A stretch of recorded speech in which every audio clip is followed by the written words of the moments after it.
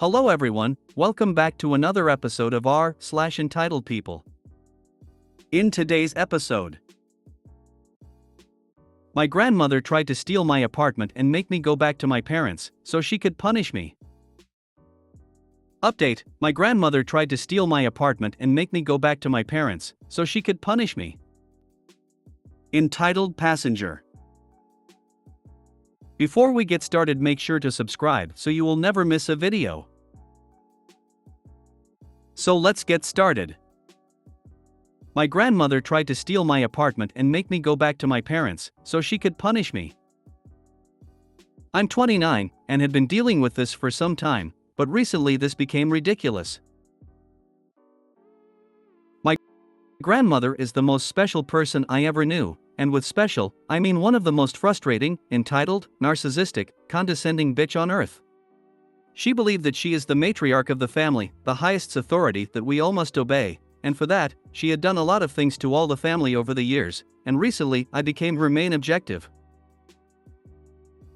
A couple months ago she organized a family meeting on her house, believing it was just a family meal. We all went, and when everyone were there, she revealed her true intentions.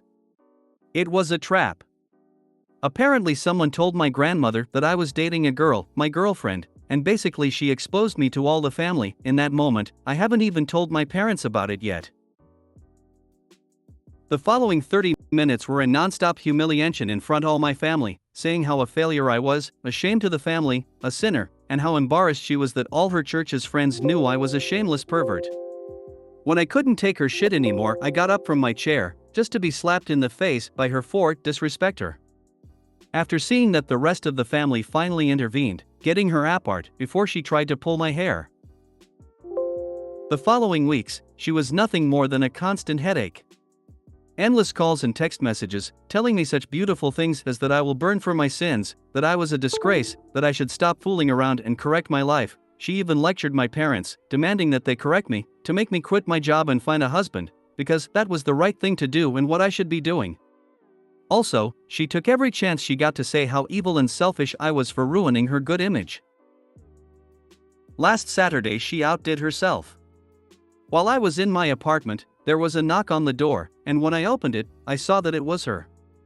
By that point I was no longer trying to hide my displeasure from her and I just said, it's you, what do you want?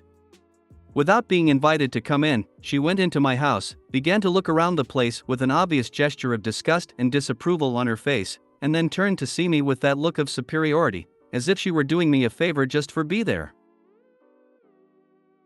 She told me that she had already given me more than enough time to reconsider and correct my life, so she was there so that I could apologize to her. I just laughed sarcastically and told her that she was crazy and that she could go now. She then started lecturing me with the same speech again, but I didn't take it. I interrupted her and let out all the things I've wanted to tell her for a long time. That she was a stupid old witch, that she was not an authority figure to anyone, that her presence alone ruins our day, that nobody can stand her. That she is such a horrible and suffocating grandmother and mother, that she should not make it strange that none of her children love her or visit her unless she forces them to. I knew I had hurt her by the way she tensed her face and how she tried to hide the tears in her eyes. It was then that she said, enough, I can see that you don't understand the good way, so I will have to correct you in the old way.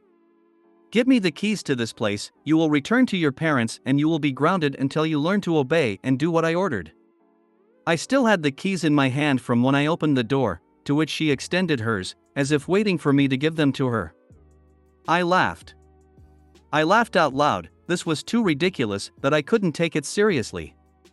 And apparently that made her so mad that she lunged at me, trying to grab my keys. We struggled, there were screams, things falling out of place, the witch got to the point of digging her nails into my arms and biting my hands. The scandal was such that a couple of neighbors went out to see what was going on, and when my grandmother saw them she started shouting that I was a thief and was trying to rob her house. Obviously, they didn't believe him, they were my neighbors, they knew me. They separated her from me, and when she saw that they did not believe her, and that I would not obey her, she threatened me with, your parents will know about this, and left. Since then, she had been telling to everyone how it insulted her and violently attacked her. We all know her, we all know she is a liar, she just makes everyone lives harder. Slapped you at 29. What are you waiting for to go no contact? This relationship needs to end. In case you are depending on her financially, your freedom and well-being not worth her money. No contact. More like restraining order. She assaulted you. I don't depend on her in any way. Me, my mother and all the family had tried NC before, but just never work. Yeah, you need to call the cops and get ahead of this. She will get you charged and arrested to force you into what she wants. Call the cops and press charges. Get your neighbors to make statements. Don't leave this. Also set up a doorbell camera. If you do nothing, then you are asking for more trouble. I'm going to buy the cameras. Knowing her is just matter of time for her to show here again. OP also needs a camera inside in case she shoves her way inside again. Call the police. Press charges, your neighbors are witnesses, and file a restraining order. Always call the police. They may not exactly send the aggressor to Alcatraz, but it starts a paper trail. You should have called the police the second she attacked you and pressed charges. That's the only thing that old bat will understand. Press charges. Get a restraining order. Block her phone number. Go no contact. Never see her ever again as much as you can help it. If you didn't call the police after she attacked you, call now. You need a restraining order against her. Blood relatives or not. P.S. Next time anyone slaps you, hit back. Put up cameras, catch her acting like this on film, and then show all her so-called friends how she really is. Narcissists can't stand to be revealed for the liars that they are. Just to be slapped in the face by her for disrespect her. And it would be that point when I would slap her right back as hard as I could. Update: my grandmother tried to steal my apartment and make me go back to my parents, so she could punish me. Hi everyone. After the last post, I took some of the advices that people here told me. I went to the police and filled a report about what my grandmother did. I had some photos of the bites and nails marks, and even one of my neighbors come with me as a witness, but police didn't help. They said that any of that was enough proof to do something and suggested to talk and solve it.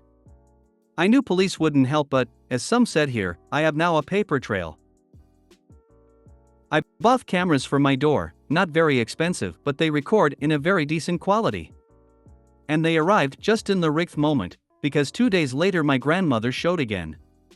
This time I didn't open the door, and that make her angry. She noticed I was in home and keep knocking the door for 30 minutes. After that she started hitting and kicking it, yelling me to open, that as my grandmother I must obey her, and of course, lots of curses. She left after the neighbors told her that they were calling the police, and I had everything recorded. That night I send the video to the family chat group, and this leads to the next point. I went NC with my grandmother. I decided I don't want her in my life anymore. After sending the video to the family, I told them that I was cutting all contact with her.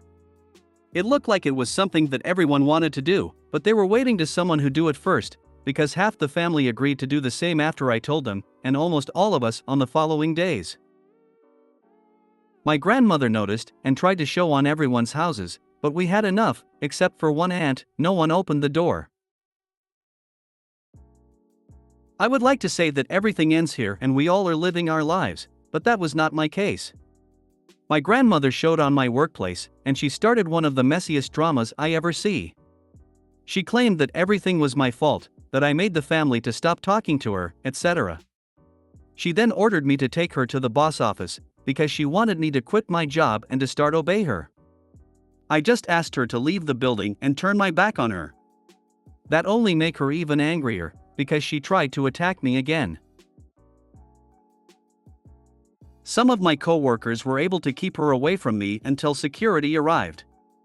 But in those minutes my grandmother threatened me, saying that I would regret ruining everything, and, this was disturbing, to be very careful, because she knows lots of people, and she knows where I live, and it would be too sad that someone breaks into your house during the night, and even worse if he did something to you, or maybe it wouldn't be that bad if that corrects your prevented deviation. Again, I went to the police, with witnesses and videos of the security cameras, and again, they didn't help, but at least now I have enough for a restriction order. How are your police so freaking useless? I feel like a lawyer would do a lot more than a police officer in this instance. I know, and I already have a lawyer for a restriction order. You need to call your local DA, or your country's equivalent, and show them your proof and the fact the police are not doing anything, as they are clearly being lazy. By DA, he means district attorney. And by district attorney he means prosecutor office. If you are in the USA, go straight to the county level, not the local level. Things of this nature are handled at the county level, not township level. Go to the news. Bad publicity and embarrassment does more to get the ball rolling than going the paper trail route. If is a regular officer you are talking to, I would start going up the chain of command till you find someone who can help. I'm no lawyer, nor judge or police officer, but that's got to be some sort of harassment with threat of bodily harm. I sure as hell hope that she's banned from your store. How this woman is still out on the streets is insane. Good luck and hope you're staying safe. If you police aren't doing anything with all that, then I think you need to take it higher. Would they have the same attitude if you were assaulted or killed thanks to her? Age is no excuse for being an asshole. I hope karma kicks the crap out of Granny. She has it coming. Be very careful. She sounds delusional and toxic and quite capable of anything. Ensure that she never gets you alone and get a security alarm for your apartment so no one can break in and hurt you. It is good that you have neighbors and work colleagues who have stopped her from assaulting you again. Entitled passenger. Yesterday, I was on a flight from Charlotte, North Carolina to Phoenix, Arizona, which is in the US for y'all. I am disabled, back issue, doesn't really matter, but for context, that's why I am right up front. I am in the front row. Now, most airlines the front row is first class, but this particular airline doesn't have seating arrangements. It's all about the number on your boarding pass. The first bin is for those of us in the front rows to put our purse or backpacks because we can't put them under the seat in front of us. This woman gets on pretty close to last and starts shoving her stuff on top of everyone else's things in the first bin, even though it's full.